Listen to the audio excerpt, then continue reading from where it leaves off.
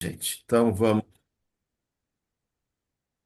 vamos dar então continuidade ao nosso estudo. Nós trabalhamos no item passado amor, imbatível amor, né? Dando continuidade ao texto, porque na verdade é uma continuidade. A gente vai entrar no item 18, que é a fase do amor, que Joana também cita no item que a gente leu, né? Do amor imbatível amor, né? Esse item agora, o capítulo 11, Espelho da Alma. No anterior nós tinha três capítulos, então qualquer coisa a gente pode voltar nos capítulos anteriores para ir dialogando em cima desses dois aspectos que a gente está trabalhando, do amor imbatível amor e do item 18 fases do amor, tá bom? É, então, de certa maneira, né, é, a gente está vendo aqui uma série de colocações importantes que a benfeitora nos traz, né, em relação a esse tema, já que diz a benfeitora que o amor é a vida que gera e impulsiona outras vidas. Acho bem bonito essa colocação dela, né? O amor é a vida que impulsiona e gera outras vidas, né? Para que assim alcance as metas que estão destinadas, né? Então, amor é essa força propulsora que dá sentido, que promove e que realiza, né, aqueles potenciais que estão dentro de nós, para a gente poder realizar essa meta, e assim ter também, né, digamos assim, estímulo, né, empenho, dedicação para seguir em frente na nossa caminhada, né? Ah, a gente pode dizer, de uma certa forma, que o amor não deixa de ser uma forma não só de estímulo, mas de inspiração divina que promove, né, o melhor da vida e o melhor dentro de nós. Então, mais ou menos isso, né, né? E como tal, né, o amor, a benfeitora vai colocar, ele é imperturbável, né? Quanto mais a gente ama, mais a gente transcende os obstáculos e dificuldades inerentes às próprias limitações da vida, inerente às nossas próprias condições psicológicas e espirituais, né? Porque a gente ainda está numa fase muito sensória, muito ainda prisioneiros de automatismo da nossa vida animal, né? Isso ainda está muito presente, né? Então, na medida que o amor vai se desenvolvendo, né? É, tudo isso vai sendo relativizado, né? É, a gente vai, esses instintos vão perdendo a força, as sensações vão dando lugar à nobreza de sentimentos, gerando outras gratificações e outro tipo de bem-estar, né? E Joana coloca que a distância física também entre nós vai perdendo sentido.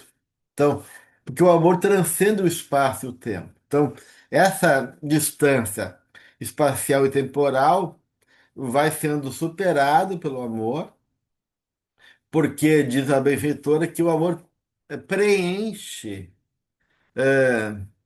e nos coloca sempre próximos quando a gente ama, né? Seja pelas próprias, pelo próprio vínculo amoroso que sustenta as nossas relações, seja pelas próprias lembranças desses vínculos que estão presentes dentro da gente, né? Quando também a troca de energia pela sintonia espiritual que nos vincula através do amor, né? Então, tudo isso, né, acaba ajudando a gente aos pouquinhos não ficar tão preso a essa necessidade física, que ainda é muito forte, né? A gente tem saudade, é natural, é importante, né? Reencontrar pessoas que a gente ama, poder trocar de maneira mais concreta, né? Mas o amor consegue, né, transcender tudo, né? Porque justamente ele vai nos dando cada vez mais esse grau de estabilidade interno, de consciência e de preenchimento para além do contato físico, né? Então a Joana, ela vai dizer uma coisa interessante, né? Que o amor não tem passado e nem se inquieta pelo futuro, né?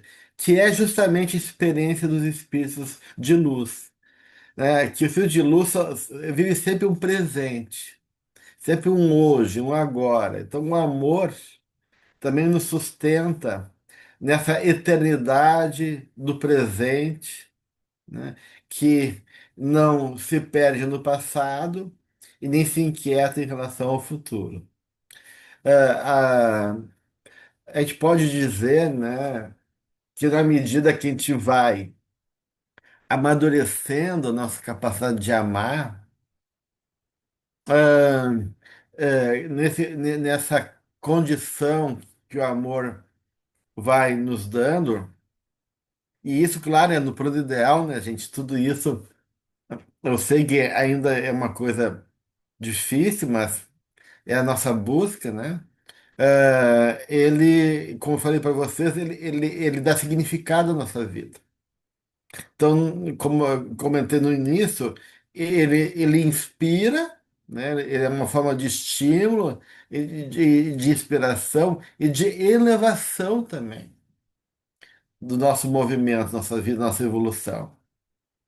E diz a benfeitora que o amor colore a nossa vida mais cinzenta, tornando ela como se fosse estrelas luminosas das noites da emoção. Eu também acho bem bonito essa, essa colocação dela, né? Que o amor torna as paisagens coloridas, tornando-se estrelas luminosas das noites da emoção, né? Então, realmente a gente tem uma ideia bem poética que a Benfeitor nos coloca da importância e do poder do amor que vai realmente eh, mudando as paisagens internas, né? Porque está falando de paisagens internas, né? E que na medida que a gente vai eh, amadurecendo e crescendo nessa vivência profunda do amor, a gente não tem tanta necessidade de ser correspondido. É. Isso é mais difícil da gente abrir mão, né, gente? Né? É, de não ser correspondido, né? Mas é assim, né? Porque, né? É, é, porque é como se é, embora, diz a Joana, esse combustível, o calor se intensifique, né? Com o combustível da reciprocidade, né? Quando a gente ama e é amado, isso movimenta a engrenagem espiritual, né? Na medida que eu amo, esse calor é promovido por mim e eu também me preencho do amor divino que eu me conecto a partir do meu céu, né? Então, e aí eu tenho o prazer, né, a alegria de amar servindo, né? E aí eu não preciso ser correspondido porque eu estou de uma certa maneira me bastando, me sustentando a partir desse processo que eu fui construindo ao longo da minha jornada, né? E aí, então, a Joana vai colocar que ninguém resiste à força dinâmica do amor, né? Então, com certeza, o amor é a força mais revolucionária que nós temos. É o maior instrumento de transformação. é o maior instrumento de elevação, de renovação, de superação de conflitos, né? Mesmo que muitas vezes a gente não consegue perceber a sua delicada presença, né? Porque às vezes ali, aquele amor está ali, às vezes as pessoas são ingratas, são indiferentes, parece que aquilo não assimilam, mas a benfeitora vai dizer que pouco a pouco aquela presença amorosa vai impregnando aquela pessoa que está sendo envolvida por essa ação amorosa, né? E que vai movimentando, mobilizando fatores de mudança, né? E vai também podendo apaziguar e elaborar, digamos assim, conteúdos e posturas desagradáveis, inadequadas, né? E, e ajudando a poder também encontrar resoluções para as reações conflitivas que a pessoa está, né? E aí entra uma questão bem importante que a benfeitora coloca, né? Que muitos distúrbios do comportamento, né, diz a benfeitora, pode ser apontada, né, como a ausência do amor que não recebeu, ou que eu não recebi, e também, claro, da minha incapacidade de ainda amar, né? E isso, né, essa falta de amor, né, muitas vezes revelada, né, pela indiferença, pela violência, pela humilhação, pelo abandono, né? Produz, diz a benfeitora, uma terra psicológica árida, né?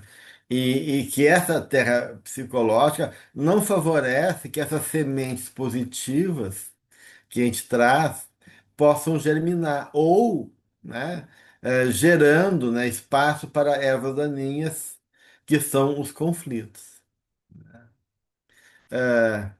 E por isso que o processo de amar, né, gente, e de construir o amor, essas fases do amor, ela claro que ela não se instala de um dia para o outro. É um, é um processo. Nós estamos aí, né, numa caminhada que, que eu acho que até já conquistamos muita coisa, se a gente pensar, né, que há alguns milhares de anos a gente era um macaco que se ergueu, né, nos pés, né, e a gente grunhia, não tinha nem linguagem ainda, né, estabelecida, e agora a gente já tá, a gente conseguiu, né, construir família, relações, ideais, projetos eh, beneméricos. Então, realmente, a gente já caminhou bastante nesse campo, né? Mesmo que ainda esse lado animal e mais primitivo habite, infelizmente, muito a nossa vida, né? Impedindo ainda um, um caminho de paz e de cooperação onde a Terra poderia ser um paraíso, né? Então, infelizmente. Ah, ainda a gente não conseguiu, mas estamos a caminho, né? E Joana fala que um dos exercícios iniciais do amor justamente é a amizade, né? Que a amizade é um processo de ir despertando, né, interesse por outro, né? E num movimento de troca, de cuidado, de cooperação, né? Então vai se tornando em ternura, diz a benfeitora, né? É uma ternura que vai se expressar em forma de gentileza, né? Tanto comigo para com o outro, né? E a gente vai aos pouquinhos, né? Construindo esse campo amoroso, né? E aí, claro, nesse processo de desenvolver, né, o amor, né? A Joana fala que então que o amor seria uma força luminosa permanente em nossas vidas, tanto para o cérebro, para com, para o coração. E que isso vai gerando o quê? Paz, né? Naturalmente, o resultado disso não é só a empatia, a gentileza, mas também paz, porque se ela fala que o conflito é resultado da falta de amor, né? Na medida que a gente vai amando e vai diluindo esses conflitos, a gente vai conquistando harmonia e paz dentro de nós, né? Como solução dos problemas e desafios que nos se apresentam em nossa vida, né? Ah, então, assim, Joana vai falar que o primeiro efeito que o amor gera, nesse desenvolvimento mais geral do amor, pegando agora essa visão enquanto humanidade, enquanto sociedade, né? O primeiro milagre, ela diz, produzido pelo amor é a capacidade de uma mudança em todos os fenômenos humanos do mundo, né? Ou seja, o que ela vai estar falando em relação a isso? Que o amor vai mudando a nossa expectativa em relação à vida, né? Gerando possibilidades novas e favoráveis em relação ao futuro que a todos aguarda, diz a benfeitora. Então, na medida que eu vou amando, que eu vou me trabalhando, a minha forma de ver o ser humano e o mundo vai mudando, né? Então, esse é o primeiro efeito desse processo, desse estágio, do desenvolvimento do amor, dessa fase do amor. O segundo estágio, né, é que ele se dilata depois em compreensão, em relação ao estágio que se vive na Terra. Ou seja, eu começo a tomar consciência da minha dimensão, da realidade das pessoas, né? Eh, e aceitando, compreendendo, aceitando as lutas de evolução e conflitos que fazem parte desse estágio. Ou seja, eu vou me reconhecendo como ser em evolução, pagando o preço pela minha caminhada e podendo, de uma certa maneira, então, entender essa dinâmica, e aumentando minha compreensão em relação a as implicações de estar neste mundo. E depois, no terceiro estágio, eu poder, de uma certa maneira, ah, reconhecer que do meu lugar no mundo, né? Do que eu posso oferecer em favor da modificação deste mundo, que eu posso promover de melhor no que está acontecendo na atualidade da minha vida, no contexto do tempo que eu vivo, né? Então, o que que a gente pode ver nesses três estágios que Joana coloca, né? Que o amor é um gerador de significado, de compreensão, de expansão de consciência e de significado em nossa vida, né? Então, num grau cada vez mais elevado, né? Então eu vou me conscientizando aos poucos do valor oportuno e grandioso que eu recebo da vida, né? Pelo amor do Pai e das pessoas que me cercam, mesmo que muita gente ainda não tenha essa capacidade de amar tanto, né? E ao mesmo tempo do que eu posso oferecer, né? Mesmo que seja pequeno ainda da minha parte, né? E esse movimento, né, vai gerar justamente esse significado, né, e consequentemente também uma maior interação, né, tanto com o indivíduo como com a sociedade, né? E aí o amor vai se tornando cada vez mais elemento vital na importância do bem geral, né? Ele se torna uma fonte, né? Uma força básica que cada vez mais ganha importância dentro de mim e na relação com o mundo, né? É. E aí, aqui na, na visão que do capítulo 11 que o Cláudio vai colocando aqui, né, no capítulo, né, ele questiona, né,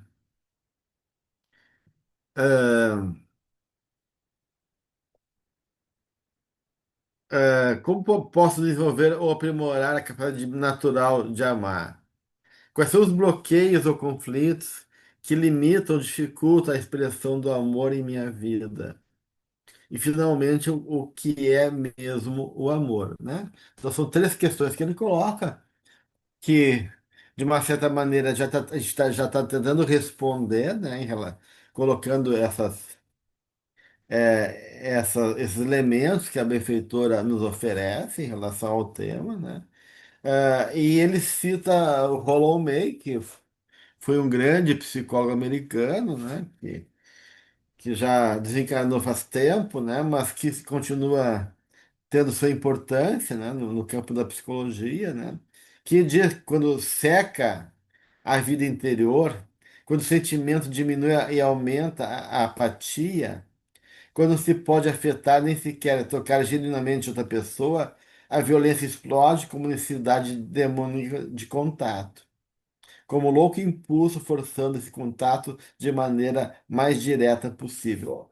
Então, essa afirmação do Rolomei, eu acho que ela é muito condizente com a compreensão espiritual que Joana nos traz e demais benfeitores também, né? Porque são esses atavismos espirituais, né? Porque o movimento da libido, né, a gente já viu, né? Ela é um movimento que progride e regride. Então, a nossa libido pode progredir como regredir, né? E na vida da gente vai ter esse processo vai acontecer sucessivamente, né? A libido progride quando a gente tem que se adaptar ao mundo, né? Então, a progressão da libido vem trazer construções, realizações, adaptações e movimentos para poder dar conta dos desafios e da colaboração em favor ao que o mundo impõe. E a regressão da libido é quando a libido tem que voltar para dentro para poder dar conta das minhas necessidades internas. Então, a regressão da libido é um movimento para dar conta do meu mundo interno. Daí a energia sai de fora e se ocupa com as questões internas. Então, isso a gente pode ver de várias maneiras, né, gente? Por exemplo, se eu estou muito preocupado com alguma coisa, ou se eu sou estudante, que eu tenho que estudar porque está no final do semestre, geralmente eu não lembro tanto dos meus sonhos. Porque o meu foco está mais em dar conta daquele momento de desafios. Então tem menos energia para as questões internas, né? Então a vida vai fazer esse movimento. E às vezes quando a gente está numa crise interna, né? Muitas vezes tem alguma coisa me preocupando, eu não consigo prestar atenção lá fora porque tem algo me consumindo aqui dentro. Então a libido ela se movimenta, né? Tanto na progressão como na regressão. Então, a regressão e a progressão ela pode ser tanto positiva como negativa. Então, tem certas regressões que são necessárias e fundamentais, e tem outras que são mais infantis ou têm um caráter mais negativo, né? Se não bem compreendido o sentido daquela regressão. E é isso que o Rolomei está colocando, né? Quando a vida interior ela paralisa o movimento. E eu caio numa indiferença, porque o pior da secura do amor não é tanto ódio, mas indiferença, né? Então, quando eu caio na frieza do meu coração, do sentimento, que se manifesta nessa apatia, né?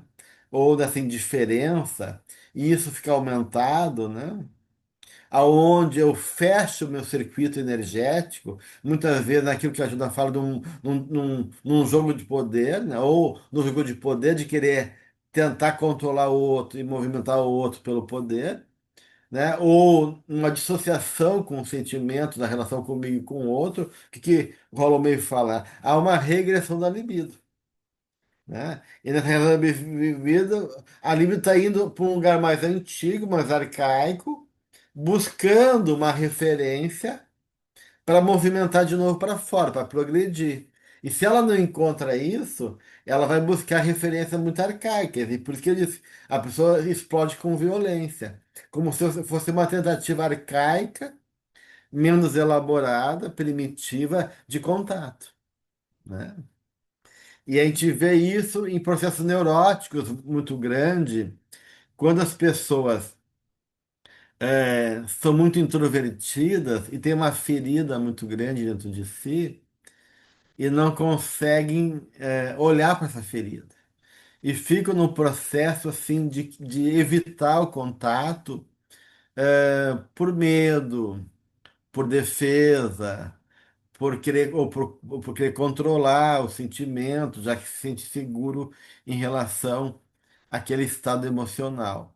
E aí, por esse processo mais introvertido de dissociação com a vida, né? Ficou muito fechado.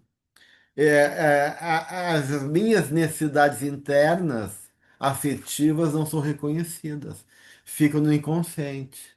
Mas eu tenho necessidade. Quem é que não tem necessidade de sentir amado? Né? Um bichinho que é um bichinho, né?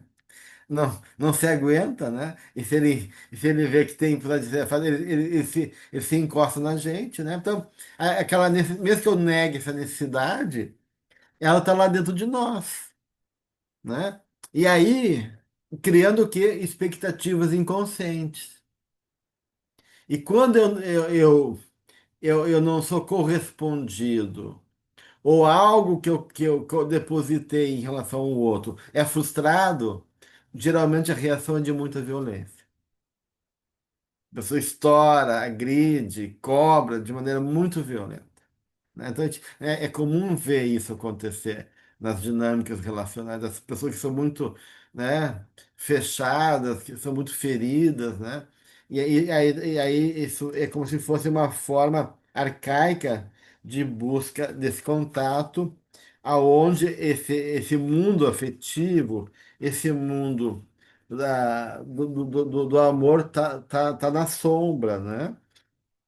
E aí, de uma certa maneira é, ele fica denso e acaba vindo muitas formas de maneira impulsiva e pouco elaborada, tá? Bem, e aí, né? é, ele vai trazer também, né? As, aquilo que a gente já, de uma certa maneira, já viu um pouquinho na semana passada, no encontro passado, né? As fases do amor, que ela fala três estágios do amor, né? O amor infantil, o amor juvenil e o amor maduro, né? É,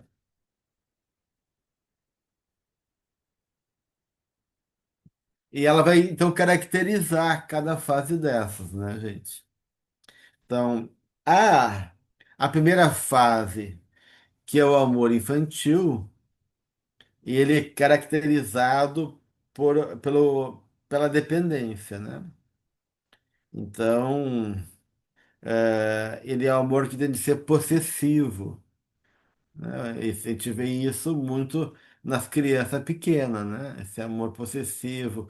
A gente vê quando as crianças estão com um brinquedo, elas não querem dar o brinquedo para outra criança, ou querem tomar do outro, como se elas né, então é bem essa fase, né, de egocêntrica da criança, né? Da criança enquanto estágio psicológico e da criança interna enquanto estágio espiritual nosso, né? E aí esse ego que ainda que a gente fala de um certo narcisismo primário que o Freud anunciou, né? Que essa experiência emocional de eu achar que o mundo existe para preencher a minha necessidade, né? e me satisfazer de maneira imediata. Então, né, a criança, né, ela de uma certa maneira cria essa expectativa. Ela chorou e ela acha que a mãe tem que estar ali logo em seguida, né? Ela caiu, eu já olho assim, cadê o pai, cadê a mãe? Porque ela tá esperando que tenha algum adulto ali que possa, né? Só que a vida não é assim, né? A gente vai ter que lidar com frustrações. E a criança aos poucos vai ter que lidar com certos processos, uma dorzinha de ouvido que não cura, né? Então, a dor e a frustração fazem parte dessa dinâmica, né? De eu poder aprender a ganhar autonomia, a me sustentar, saber esperar, reconhecer que eu não sou o dono do campinho, né? E que tem as leis e a dinâmica da vida que da qual eu tenho que me submeter. Tem todo um aprendizado que é necessário nesse processo todo que a criança tá vivendo, né? E aí o Cláudio fala dessa criança ferida, né? Que a gente já comentou algumas vezes, né? Que fica, né? Um núcleo de algo que não foi, que ficou preso, né? Nessa representação emocional, nessa imagem da criança. Então, todos nós temos, sem exceção, gente, né? Nós temos dentro de nós a criança divina, que representa essa criança cheia de potencial, que é o futuro, que é o lado criativo da gente, que é o lado mais espontâneo, natural, que é criança que se joga, que não tem medo, que interage, que vai. Tem a criança divina e tem a criança ferida. E todos nós carregamos também dentro de nós essas duas crianças, criança divina e criança ferida, né? Maior ou menor grau, mas todos nós temos, em alguma medida, essa criança, né? Só que o problema da criança ferida não é a existência dela, que ela vai existir dentro da gente, né? É problema dela tomar conta, ela dirigir a nossa vida, né? Porque em algum momento a gente vai ficar tomada, vai ficar acionada, nossa criança vai ser acionada, né? Mas dois problemas, né? Ou a criança tomar conta e nos possuir de uma maneira muito intensa, exagerada, ou o próprio ego está identificado com a criança, que é pior ainda. Porque quando o ego está identificado com a criança ferida, ele se mistura com a criança ferida e se comporta como se fosse essa criança querida, porque daí ele é a própria criança ferida, porque o ego daí tá totalmente colado nessa imagem do passado, né? E está vivendo ali constantemente as fantasias ligado a essa ferida da infância. Daí é mais problemático, porque a gente chama de um ego sintônico e não um ego distônico, porque o ego sintônico é quando há uma identificação e ele não percebe isso. Ele vive aquilo de maneira automática e meio que na inconsciência desse comportamento. E quando é ego distônico, tu tem aquele padrão, mas tu já se incomoda, tu já sofre com ele. Então, tu consegue reconhecer que aquilo não é legal na tua vida. Ah, que pena que eu agi de maneira tão infantil, olha só. Então, aquilo é ego distônico. E é necessário que haja uma relação de ego distônico para mim poder ter condição de mudar. Porque se eu tiver em sintonia com aquilo, eu não enxergo e estou destruindo em tudo em minha volta e acho que eu estou sendo que eu estou agradando, né? Então, esse é o problema quando né? É, e aí, né? É, nesse amor possessivo da criança, né? Há essa sensação de uma insatisfação permanente, de com uma sensação de algo, né, que não foi preenchida suficientemente, né? Seja o amor, a segurança, né? E o reconhecimento, né, de mim mesmo, né? E aí eu vou, como ele cita aqui o James Hollis, né? Eu vou construir, né? Eu vou ter uma crença equivocada, né? É, uma premissa falsa, porém marcante dentro de mim, né? Ou que eu não mereço carinho, reconhecimento e valor, né? Ou, né? Eu vou cobrar do mundo e vou exigir do mundo isso que não foi me dado na minha infância. E aí eu vou estar nesse jogo, é, que geralmente é um jogo de muito sofrimento e complicação na minha vida, né? Ah, então, a ideia aqui da proposta aqui do capítulo, né, é poder, de uma certa maneira, ressignificar, né, essas experiências. A gente não vai poder mudar o que a gente viveu, né? Está lá, faz parte da nossa história, né? Tá, e não é por acaso que eu vivi naquele ambiente, naquela realidade, porque que eu reencarnei com uma mãe tão dura, um pai que me abandonou, um ambiente de trocentos filhos onde não tinha espaço para ninguém, né? Essas coisas todas que fazem parte da nossa vida, que tem momentos de alegria e momentos de dor, né? E alguns ambientes são mais áridos, mais difíceis, né? Mais dolorosos, né? Mas se eu tô lá é porque algum sentido aquilo tem em minha vida. Só que eu não consigo muitas vezes assimilar, compreender e aceitar, porque o espírito já está lá também, o self, né? Interpretando a realidade, né? E trazendo na sua memória afetiva associações inconscientes em relação àquele ambiente e aquelas pessoas que estão ligadas a mim, né? Então já tem toda uma configuração e um cenário que não é neutro, né? E que está agindo dentro de mim e da qual eu estou reagindo de uma certa maneira a partir dos elementos que eu tenho, que eu possuo. E se eu não possuo bons elementos necessários e adequados, eu vou reagir mal e vou assimilar mal também aquela experiência que é educativa. Porque nada é para gerar sofrimento.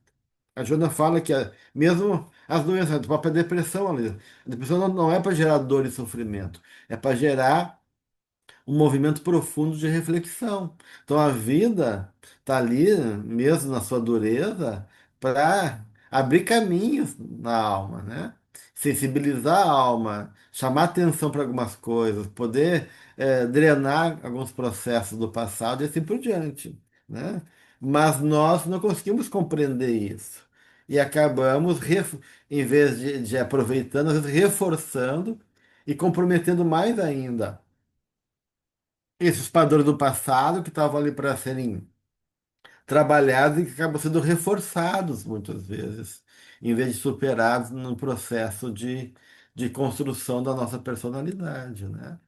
E a gente daí fica, né, presos, né, nesse lugar, nessa dor e numa imagem, né, ou em certos funcionamentos do passado que eles são muito presentes na nossa vida. Então, esse ressignificar, né, não é um processo só de compreensão racional, né? É um processo de elaboração afetiva, né? Então eu tenho que contatar mesmo com essa dor. Eu tenho que realmente deixá-la aparecer. Eu tenho que realmente encontrar a criança ferida e conversar e trabalhar ela. Porque se eu não fizer isso, vai ser difícil de ressignificar. Então eu tenho que ressignificar esse passado, também compreender que a minha mãe também tem uma criança ferida, que o meu pai também é, é neurótico, né, como todo mundo. Então, contextualizar, entender a história familiar, tudo isso ajuda, porque vai ampliar a tua compreensão da realidade. Mas não só isso, né? Tu tem, de uma certa maneira, trabalhar nessa ressignificação de uma maneira vivencial, né? Porque o Jung vai dizer, toda vez que tu tenta resolver a coisa pelo impulso, tu não consegue transformar. Ele diz assim, que todos os sintomas são transformados no nível da imagem, não do impulso. Isso é bem interessante. Por isso que a gente não cura quando a gente vive o impulso, né? Uma pessoa que tem um impulso, por exemplo, para comer ou para o sexo. Tu viveu, bah, eu vivi várias vezes aquilo e eu não consigo sair daquele buraco, né? Aquela compulsão, né? Porque o impulso, ele é cego e ele é autodirigido automaticamente por um processo regulador do processo fisiológico, né? E se eu fico preso ali, né? Eu não consigo encontrar na sensação e no impulso, eu não consigo encontrar a imagem, que é uma projeção do significado e do sentido do movimento do impulso. E essa imagem que vai me ajudar a entender e integrar, senão é muito mais difícil de eu conseguir superar, tá? Sara? Oi, boa noite, Gelson, boa noite a todos. Gelson, tem uma pergunta. Eu estou escutando o que você está falando, tudo certo, a gente está estudando a série psicológica, então a gente lê, já tem essa noção. E aqueles que não têm, que nunca leram, que foram, tem toda essa problemática, que são milhões de pessoas no mundo, como é que eles vivem? Eu estou pensando neles agora. E a gente, nós É. estamos aqui estudando.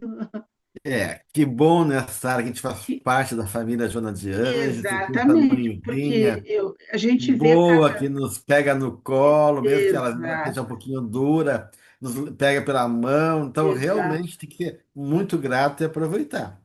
Mas, acima de tudo, a experiência, né, e a lógica da própria vida na lei de causa e efeito, né, ela é sempre também um movimento onde a sabedoria do amor está presente, né, porque Deus é pai, né, como a gente diz, né. é, Mas então, claro que é mais difícil. Quanto menos sim, consciência eu tiver, quanto menos oportunidade de compreender, mais difícil é, né? sim. Então, às vezes a pessoa tem que bater a cabeça 20 vezes para poder despertar, né? E que bom que Joana fala assim, não precisa bater mais a cabeça, meu filho. Olha aqui, tu pode fazer isso de maneira diferente. Então, sim, nós temos um privilégio, né, Sara? Eu acho muito grande por esse privilégio.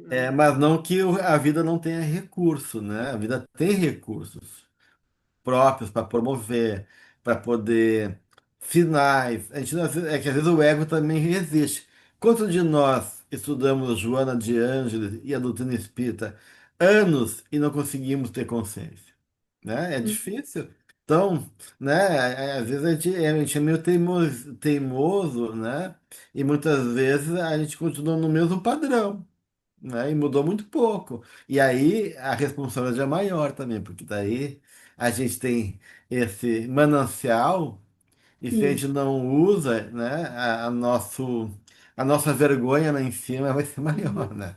Porque você vê Porque muito estudo, às vezes, muita teoria, mas pouca prática. O que eu vejo é, muita teoria então e pouca essa, prática. essa diferença de ter conhecimento e de ter consciência, né? Uhum, A proposta é gerar consciência e não só conhecimento. uhum. Obrigada, Gelson. Muito bem. Então, esse seria o amor infantil, né? Que às vezes nos aprisiona ainda, e nesse jogo de controle, possessão e dependência, né? Depois vem o amor juvenil de Joana de Ângeles, né? Que é esse amor é, que se reflete mais ainda em padrões de insegurança e paixão, né? Então, essa é um outro estágio, né? Em especial a insegurança, porque o amor juvenil, tu tá começando a se relacionar com o outro, tu sai um pouquinho dessa de ficar preso, orbitando numa relação de dependência e de posse, mas abrir mão desse lugar exige segurança.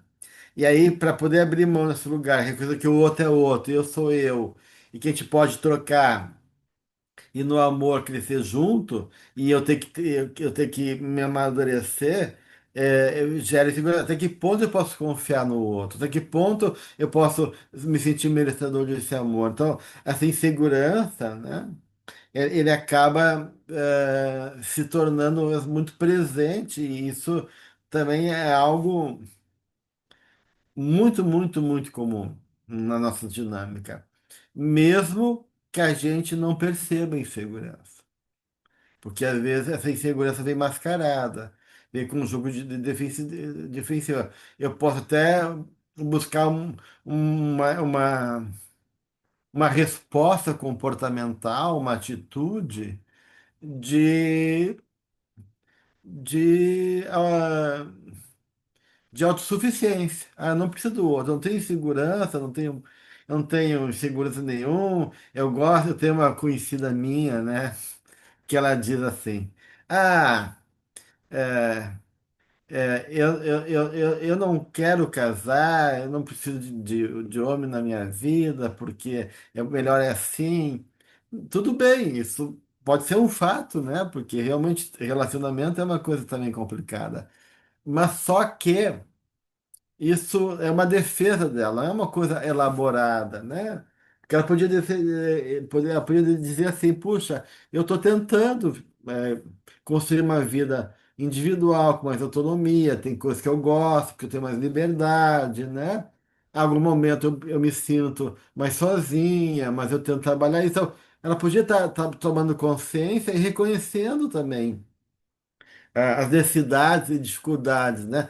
Mas ela faz de conta como se ela fosse super autossuficiente, super capaz e que o outro só atrapalha. E, na verdade, quando ela está numa situação delicada de vida, daí ela mostra toda a fragilidade e as reações emocionais de alguém que busca muito, espera muito do outro e até muitas vezes ela fica muito frágil e ela não se dá conta do grau de ansiedade dela. Todo mundo está vendo, né? Tem uma vizinha dela ali que me diz, ah, Gelsa, fulana, como ela é ansiosa, porque elas têm umas coisas juntas que elas fazem, né?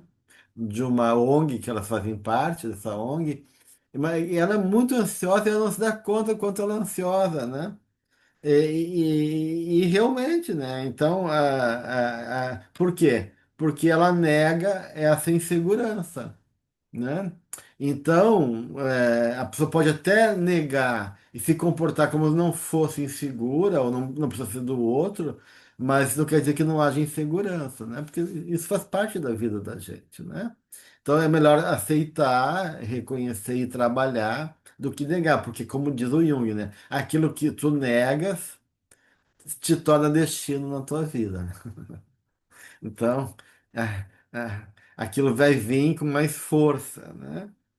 E essa questão da insegurança aparece de várias formas na nossa vida, né? De várias maneiras na nossa vida, né?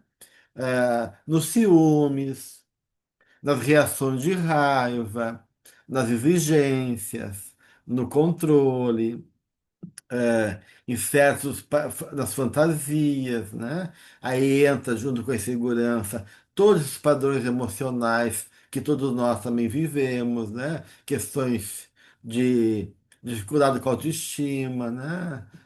Então, que acaba reforçando a insegurança, né? Frustrações dolorosas que fazem a gente ficar muito inseguro em relação ao outro, né? Então, experiências marcantes, né? Que faz que a gente não confie, e assim por diante. Então, tem uma série de questões aí ligados a essa dinâmica da insegurança, né? E aí, aqui no capítulo vem essa relação desse jogo, né? Entre o auto-amor e o narcisismo, a diferença do narcisismo, né? Que, que que é um movimento egoísta, e o narcisista também tem uma insegurança muito grande, tem uma autoimagem frágil, mas que ele cria uma persona onipotente, né?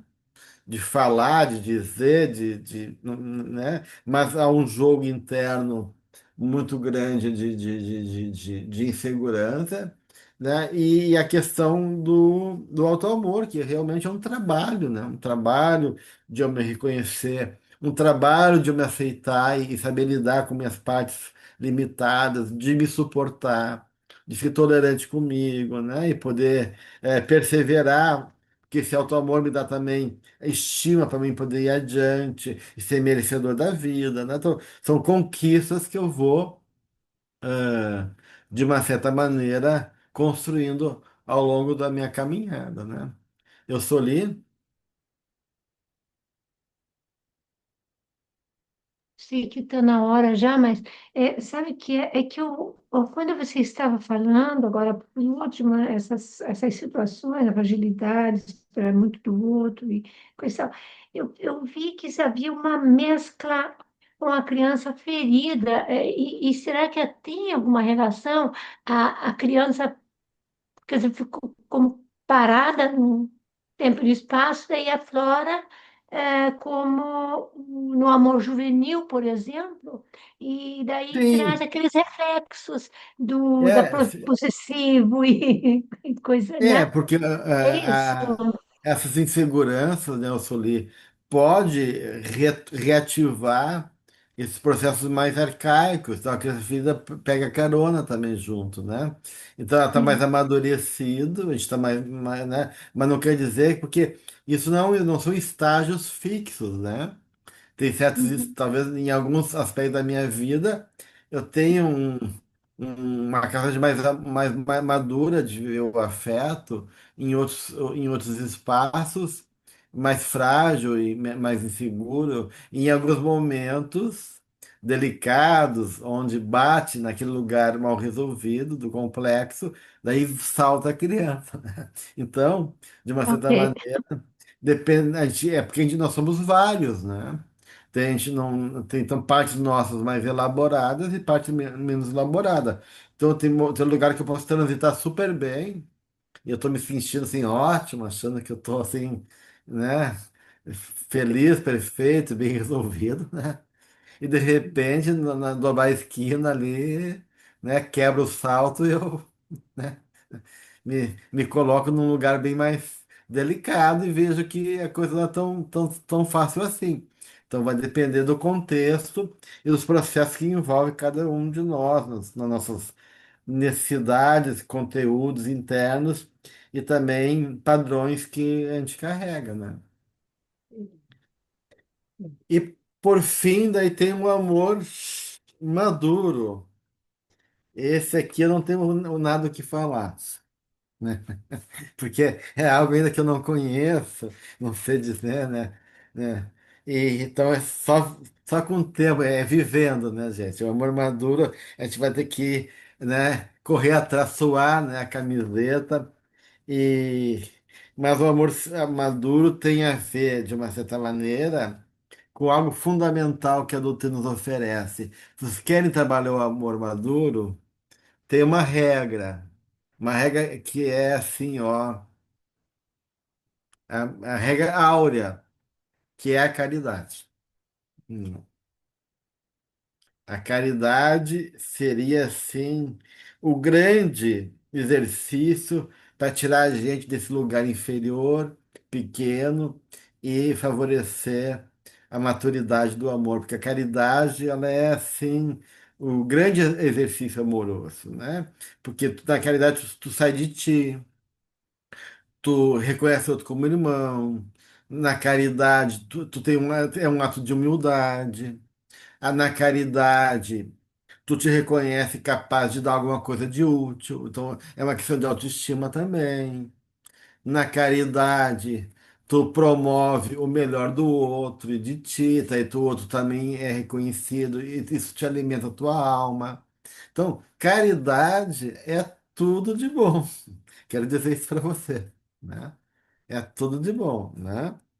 É, é, então, quando a Joana fala que o amor é a terapia eficiente para todos os males que afligem, para mim isso se traduz em caridade e se traduz também nesse exercício que ela fala em vários momentos da obra dela, de eu poder também me auto-amar, de eu poder me acolher, de eu poder me, num trabalho de descida, né? Ou o caminho para dentro de nós mesmos, né? Então é nesse processo aí que a gente vai aos pouquinhos construindo, né? E todas as vezes que a gente consegue, de uma certa maneira, não ser reativos, né? Não reagir e conseguimos, em vez de reagir, dar uma paradinha e pensar, refletir, esperar, né, elaborar, é um passo também bem importante nesse amadurecimento que vai elaborando, que vai podendo romper com esses padrões mais arcaicos em favor de uma afetividade mais madura e mais elaborada. Certo, gente? Então é isso por hoje, né? Daí, no próximo encontro, a gente vai para o item 19, onde a gente vai poder trabalhar um pouquinho mais, né? A questão da dificuldade de confiar e de se entregar. Então, vai aprofundar mais esse aspecto aí, no próximo encontro, tá bom?